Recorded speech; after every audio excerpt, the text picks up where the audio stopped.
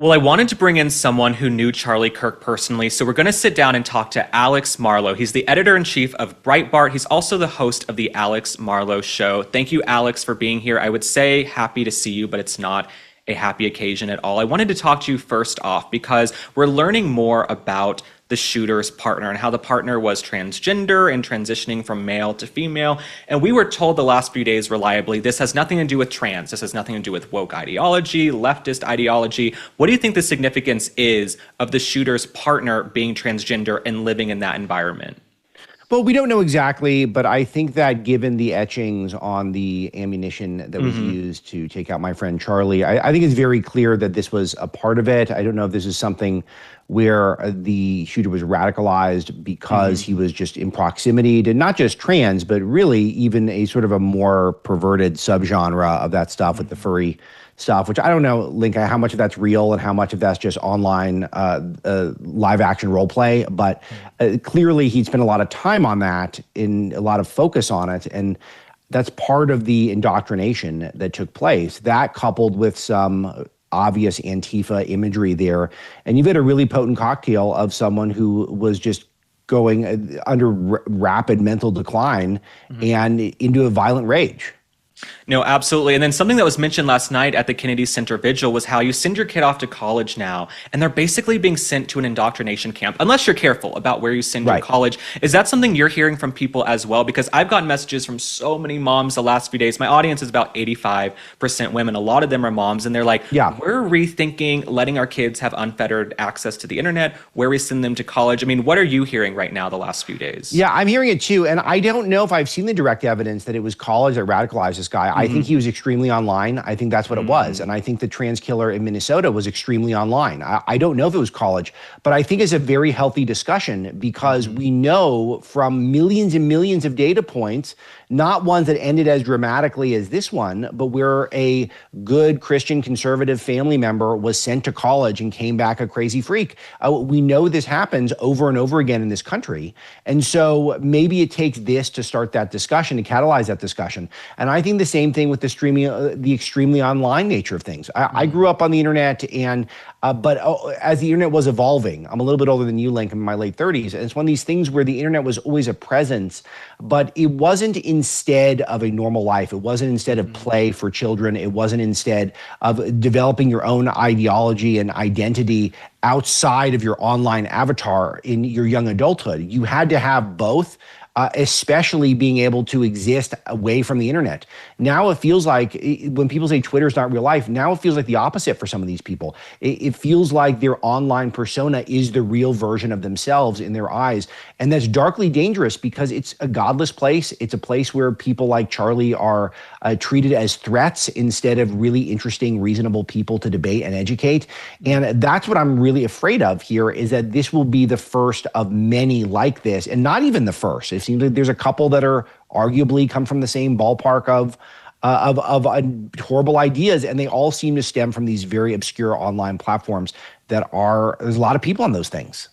Well, I also think, Thomas Crooks in Butler on July 13th, extremely, online person. You had Ryan Ruth, who seemed like an extremely online radical person. So I think we just need more of a, look at what's going on in some of these online groups. And this is what I'm hearing from parents as well, because if you look at Tyler Robinson, grew up in a nice conservative family. I think most of the family, if not all, supported President Trump. And then you can watch a kid get sucked in through an algorithm or a social media platform down this rabbit hole. Suddenly he's in a chat room. Suddenly he's radicalized. His whole entire life is online. Maybe he never really fit in. And it's just like, we have to monitor this more. I mean, do you think as parents now more than ever, you just have to monitor what your kids are doing on the internet? You can't just let them roam free. And absolutely. And it goes into young adulthood. And this comes back to your point about college, is that maybe a person goes to college and maybe they're not even going to class, but they're online with a lot of free time, and they might not be working, or they might not have a lot of hours where they're working a job. And so they're sitting there in their dorms and their computers. Even when I was in college, which I graduated, 16, 17 years ago, there were still a lot of my friends were getting sucked into things, whether it be World of Warcraft or just finding old videos of, MMA fights. And they couldn't bring themselves to go to class because they would just stay up all night watching this stuff or playing games. And then they would go to class maybe once 1 hour a day, like in the middle, if they had an afternoon class. And it's just not a great life. Not everyone is going to end up a murderer doing that, but it's just not a great life. And we've been very tolerant of it. And the reason why I've been tolerant of it is because it's a racket. The universities not only are huge economic engines, but they also indoctrinate people towards the left. So the left would never say anything because these universities also radicalize the people who are in the towns. They've ruined all of our cities because the universities are here providing jobs and providing leftist talking points to people who then live in these communities and further radicalize people. They're a total disgrace in this country at this point. They need to be defunded from the federal government. No, absolutely. And I think something you can speak to being a friend of Charlie Kirk and knowing him so much better than I did. And I wish I could have gotten to know him more.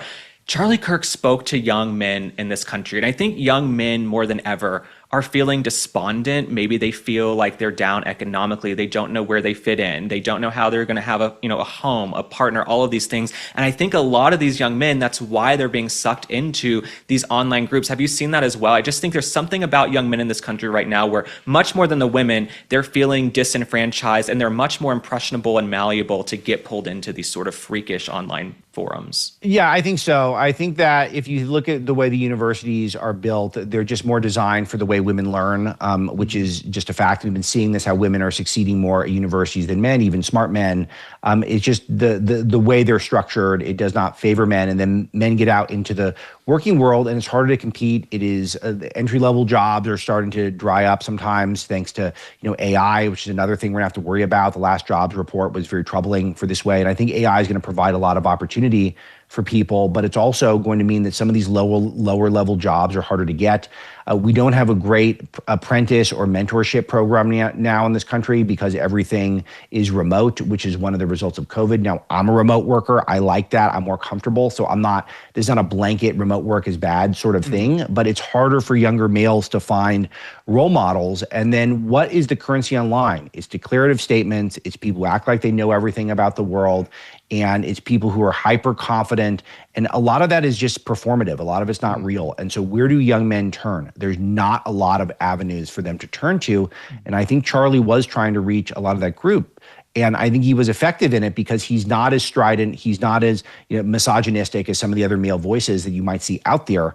But there's something else too that Charlie did, which was a little different, is that he was also reaching young women. And some of it was via his faith work and his wife, but he had this young women's forum where he would try to recruit powerful young female voices as well to work for Turning Point. So he was really a full spectrum guy. And that is one thing, just to speak personally for a second, that I loved about Charlie. That Charlie got his start in public life writing for me at Breitbart News, the website that I run, which is incredibly popular. You've probably seen our stuff online if you haven't, but I highly recommend everyone check it out. And we were a pioneering force in online alternative news. And Charlie came to us with the story idea. And in the spirit of our founder, Andrew Breitbart, we suggested he actually do the writing and the reporting on it because he could maybe do a better job than we could. And the story went viral. It was everywhere. He was on Fox News. He was everywhere.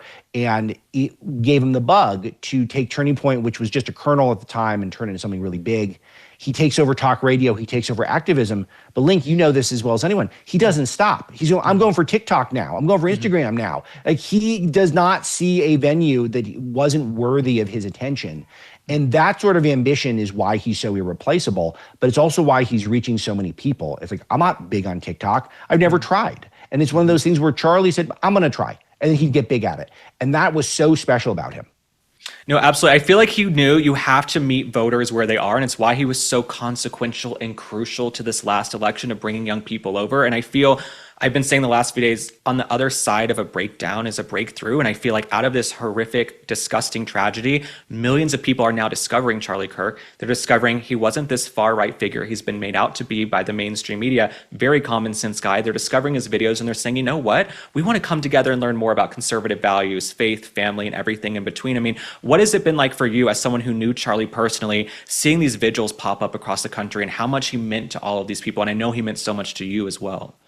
Yeah, it's really interesting and beautifully put about the breakthrough following the breakdown. That's a really nice quote and very comforting in times like this. For me, when I'm podcasting, I tell my audience before the show which Kubler-Ross stage of grief I'm in before I get going, so they know what to expect. I think that the first day was mostly a sadness day, a depression day, and then I think the second day was a little bit of denial with a mix of anger, and there's a lot of anger to go around.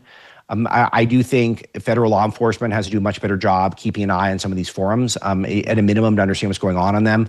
I think that our universities have been playing games with security for conservatives for 20 years. Back when I was on campus doing events, they were violent. And I was on an event with Charlie just over a year ago, the UC Davis campus. It was a smaller event, and Antifa was out there. They smashed into the basketball arena. I mean, you could picture the panes of glass that they might have at a college basketball arena. They smashed through it and they smashed inside. It was ultimately, he wasn't threatened imminently, but he had to walk around with security. That shouldn't be the case.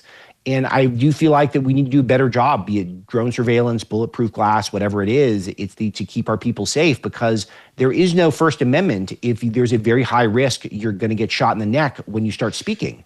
And so that is just, enraging to me. Plus, all the online hatred it's not surprising, but it's still disappointing as a country, because it does make you fearful. But overall, you hit the biggest thing, which is the outpouring of support, the moments of silence at the NFL and the tributes from Major League Baseball and Formula One and on country concerts, and people in Canada at country concerts, chanting Charlie's name, people in the streets of London chanting Charlie's name. I mean, I knew Charlie was huge, but I don't know if I would have anticipated that. And that is a great thing and very, very positive for the future. Absolutely. The last point I want to make, and I'd love for you to chime in on this. I've seen so many people talk the last few days. If this had been the left, they would be rioting, looting, burning down buildings like we saw in the wake of George Floyd. I mean, that entire summer, everything was just being destroyed in some of these cities, in Tim Walz state. And the past few days, what we've seen is actually people coming together and comforting each other and going to vigils and going to church. It's the complete opposite of what you would see from the left, except they want to call us radicals and extremists. I'm sure you've sort of felt that too in that sentiment. Yeah, it's a terrific point. And let's take it a step further, because if you think about what's going on online with this amazing grassroots effort to try to vocalize to people that if you're celebrating the public execution of a free speech activist in front of his family, where his guts were blown out on camera for the whole world to see, and you're celebrating that, and people are politely suggesting to your employer that maybe you shouldn't have a job at that company, to act as though that's some sort of massive cancel culture moment. After all we've witnessed, where conservatives getting their apps thrown off of the Apple App Store, or them losing all their advertisers, or Breitbart News, our stories don't show up in Google because they don't like some stuff that we wrote 10 years ago.